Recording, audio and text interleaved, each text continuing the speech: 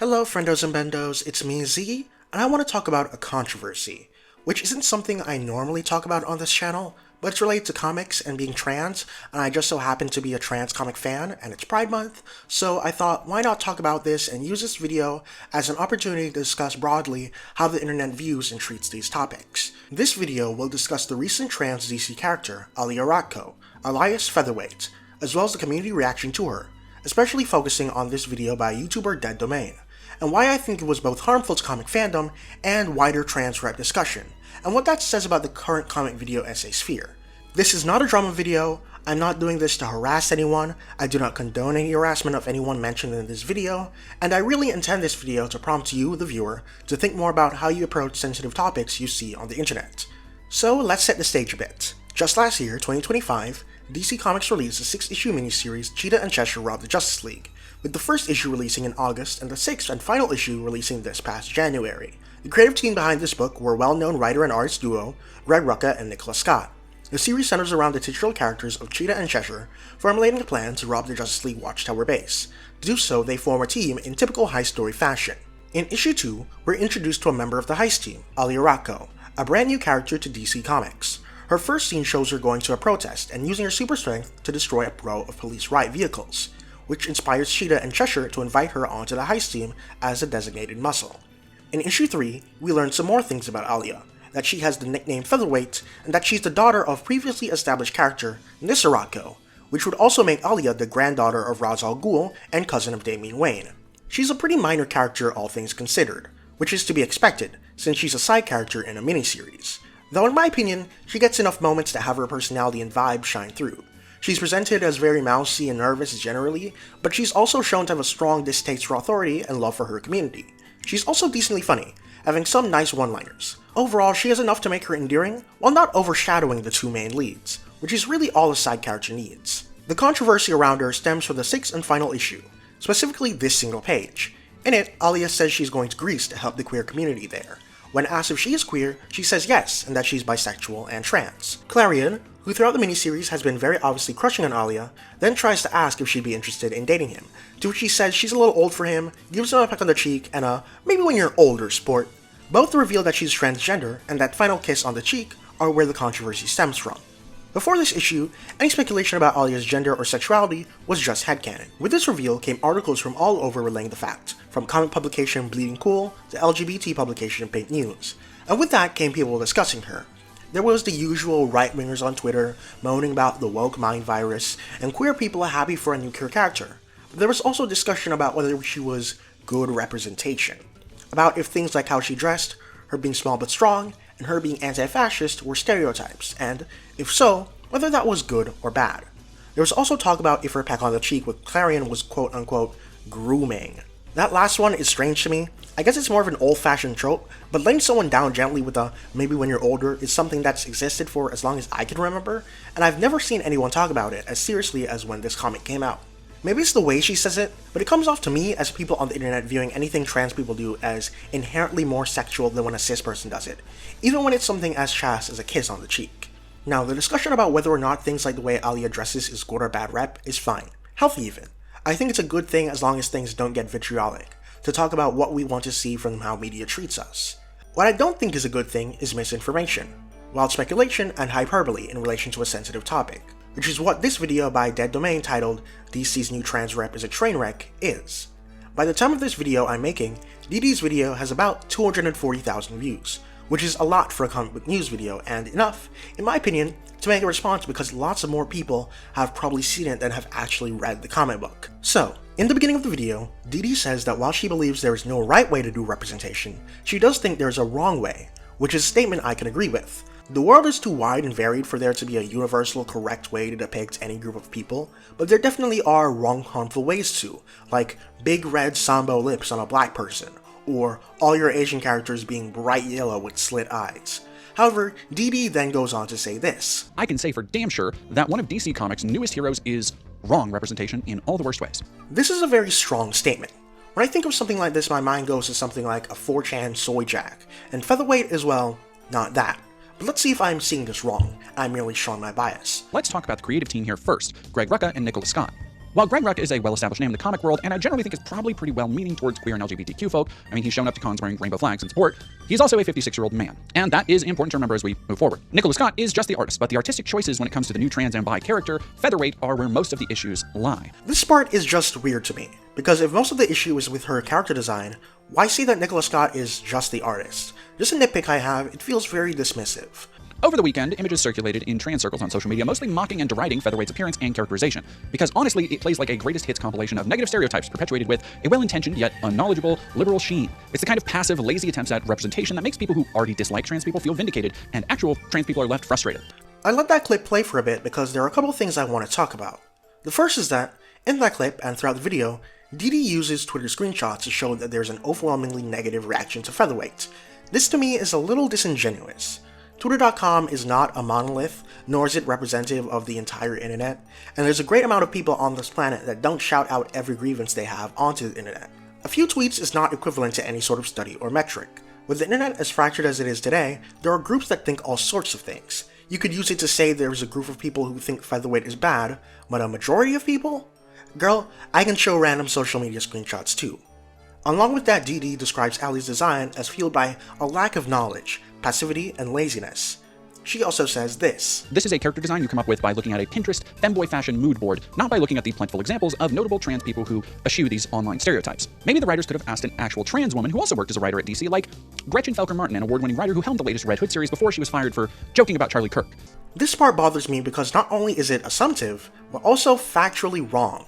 Greg Rucka himself has stated in an AMA that Featherweight was both based on and took input from real-life trans friends he and Nicholas Scott have, who felt they did right by her. She also says this. Hey, maybe a award-winning trans writer could have helped before this issue became another soon-to-be-buried train wreck of attempted token representation. Which is funny in hindsight, knowing she recently reappeared in DC's current Pride miniseries, and is confirmed to be a major player in the upcoming arc of Batwoman. As character backgrounds go, Featherweight is the daughter of Ra's al Ghul and Nissa Ratko. Also, Aaliyah is, again, Ra's al Ghul's granddaughter, not his daughter like Dee Dee says, but mistakes happen all the time, so I'll let that slide. When people talk about why consultants or diverse writers are important, it's because of characters like Featherweight, a page-bound incarnation of lazy tropes and stereotypes that serves no purpose seemingly but to create animus or at the very least apathy towards a particular group, that group being trans people. This statement, again, is very presumptive to me, especially with the fact that she's based on real people Rucka and Scott know. Can you really get animosity out of a cat ear hoodie? And why show Twitter comments like this one, which seem to be made by an obvious transphobe? For example, she introduces herself as Ayla Ratko, and then tells the assembled group to not call her Al, which I can only imagine is meant to be a hint at her dead name. You know how trans people experience crippling existential discomfort over being misrepresented, and that can include names that they're given at birth that don't align with how they see themselves? Well, what if a trans woman in her 20s just introduced herself by using her dead name first? Like nobody does. This part is crazy to me because she shows quite literally on the screen, in the panel, that she first introduces herself using her code name, then her actual name, then quietly whispers, "Don't call me Al." Al, by the way, also being a way you can shorten the name Alia as a nickname. So if her dead name is Al, yeah, she'd probably want to inform them not to use the nickname Al for Alia because it would remind her of her dead name. And again, it's a whisper. That small text thing under the big text is comic book for muttering under her breath. She did not loud and proud announce first thing that her dead name was Al. It's important to note that Featherweight is in her 20s because I think for research, the writers just Googled trans women in 20s to see what they were like, and after briefly browsing one of those femboy Reddit pages, decided she needed to be the most blahage-wielding Amazon basic swaddled stereotype possible. I am genuinely surprised they didn't give her an IKEA shark or show her with a pile of Monster Energy cans around her computer. Again, factually wrong and a presumption. Also, it's pronounced blowhigh. Hashtag my culture is not your costume. She then goes on this tangent about the difference between femboys and trans girls, and the definition of programmer socks, but thankfully she ends it with this summary. What I'm trying to say is that not all trans women or femboys wear outfits like this, but when this style is most often seen on the internet, it is usually in the context of adult content, in my experience. I believe the point here is about how the way she's dressed is fetishistic in a way, but then she immediately says this. The knee-high sock and skirt and hoodie are practically the trademark look of the Amazon Basics aesthetic, whereby usually young femboys, trans women, or gender-divergent people who have little money but are excited to experiment with gender and presentation jump through a series of stereotype hoops to try and find a style of presenting that works and feels comfortable for them. So knee-high socks and skirts and the like are fetishistic, but also a way for people to explore their gender. The second part of which kind of defeats the first. Why then can't the way she dresses be a sign to show that she's exploring her gender? And does something being fetishized by some mean that it's bad in any context? What about being goth? That aesthetic, despite being inherently non-sexual, has been so fetishized, and goth is also a very popular baby trans aesthetic. If she was goth, would you also be complaining? And again, if real-life people dress this way, so much so that you call it the Amazon Basics aesthetic, then Are those real-life people dressing wrong and giving trans people a bad rap? At what point does something in real life become something art is not allowed to replicate? And I'm grouping femboys, trans women, and non-binary people together here, not because they're the same. They are entirely all different distinct groups of identity. But often, along journeys of personal growth, one can become the other. Gender is not static, and neither is people's personal journey with it. Plenty of non-binary people eventually decide to fully transition, or some trans women may detransition and feel more comfortable presenting as a feminine man. Everybody's journey is different and valid. For people who didn't grow up socialized as feminine people, finding how things fit and what works for your body type can be a journey, especially when so many cases of dysphoria see people not caring about their appearance for so long before they come out. And for many newly out or transitioning people, they come to look back on these phases with embarrassment. It's the equivalent of wearing too much makeup in high school, or whatever other awkward coming-of-age fashion staple you experienced in your youth. Maybe it was Jinkos, maybe it was Crocs. Point is, a lot of people can relate to growing past a cringe fashion choice. So is that it? It's bad because it's cringe? You look at her and you see yourself in her and you cringe? Is that the reason? If so, that may be the ultimate representation. Not a lot of people, however, have it associated with their entire group and how it's represented, which is the problem here.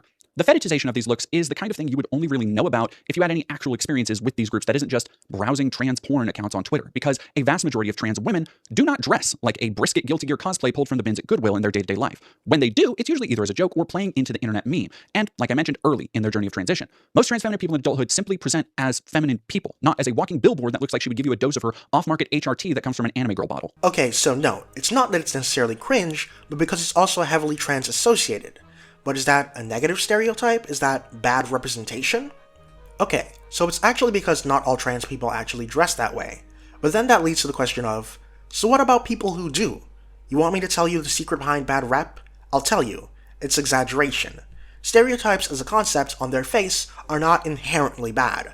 That's why you can do things like say negative stereotype and have it not be redundant. A positive stereotype, for instance, is Canadians are all really nice. Is that true? No. Is that a stereotype? Yes. Is that a bad stereotype? No. It's when negative stereotypes are exaggerated that they become bad representation. I'm not only trans, but I'm also black. So let's use some black stereotypes as example. Black people stereotypically have bigger lips than white people. Craig from Craig of the Creek has much more prominent lips than his white friends. Is Craig bad representation? No. But then look at a character like, say, Whitewashed Jones from early Marvel Comics. This goes beyond just big lips into exaggeration. We went from a black person to a caricature of a black person. And there are other examples of this. We can go from lots of black people speak African American vernacular English to black people can't speak proper English at all. You can also go from lots of black people enjoy watermelon to black people can't stop munching on watermelon instead of doing their damn job. You see? So does Featherweight dress in a way not all trans people dress? Yes. After all, trans people are not a monolith. Is the way she's dressed stereotypical? Fuck it, sure, I agree somewhat. Is she bad representation? You've got a lot more ground to cover that really can't be done when she appears in such a small capacity. And the rest of the video kind of meanders and regurgitates a lot of things. She says that her being politically active and very opinionated about that is a bad thing. And it's not just her design that's the problem. She's depicted as a young, politically active rebel in such overt terms you'd be forgiven for mistaking her as a Fox News caricature of Antifa. Which is a little crazy because a young, politically active trans person being a little aggressive was, well, just normal. She mentions Gretchen Felker-Martin earlier in this video, and she said tons of stuff that I think would also make her seem like a Fox News caricature. None of her outfits are particularly improved over the most notable blunders, all featuring the trans flag colors. My favorite color of the trans flag. Black. She also mentions the Clarion kiss streak thing, and again, it's so weird because I've literally never seen anyone complain about any scene like this before this drama. So, to summarize, this new invisible trans character is a compilation of Reddit stereotypes and ill-advised tropes whose primary power is hitting very hard despite a small frame, and who flirts with a child at the end. Jesus Christ. Flirts with a child is such strong wording. You're acting like she said, "Come on, big boy, let's make out sloppy style." Fuck, I can't believe I said that. What the fuck? Additionally, when trans women in particular constantly find themselves harassed and accused of being groomers and other horrible lies for literally no reason, why would you have a character, a trans woman in her 20s, flirt with a teenager? And I don't even really buy the excuse that she's trying to let him down easier, that it's a sweet moment, because one, it's something that she brings up out of nowhere, and two, it features a completely unnecessary kiss. This is the kind of ridiculous, unneeded subplot that Jeff Loeb would have thrown out from one of the Ultimates. She does not bring it up out of nowhere. The entire series, Clarion has been visibly crushing on her, and on the page we can see that he's trying to ask her if she'd date him. And like I said earlier, I guess cheek kisses are now unnecessary and sexual when trans women do it? Sorry Europeans, but you're all going to hell. And don't tell me that it might upset transphobes and affect how they view her. I don't give a shit about transphobes! And they cause groomers with or without single fucking comic panels. If I was more conspiratorial, I'd say this is an almost intentional sabotage of an effort to feature a prominently LGBTQ or trans character by making a character so unlikable to anybody that nobody's going to care if she never returns. If I were X proceeds to do what X would do is my favorite kind of sentence. Just brilliant, really. This is your first video on DC Comics, who have had longer established, more celebrated trans characters like Dreamer and Galaxy, yet this is what you decide to talk about? There are other comic industry missteps in similar veins that have been called out and mocked, like the cringe-tastic Miles Morales what-if scenario where he becomes Thor that gave us the words, "by Odin's fade." Oh my god, if I see this panel one more time, I will lose it. It's the bad panel equivalent of that Doom-grabbing Thanos' spine image that only LARPers care about. If you see yourself or some aspect of your gender journey represented in Featherweight, I don't want to take that from you. All I'm saying is that we can do better, and even if we're not in the writing room, we should demand better from how we're being seen and depicted in media. This part sounds to me like she's saying, and for those of you who relate to this character, you're cringe and dumb and you make us look bad, bye-bye.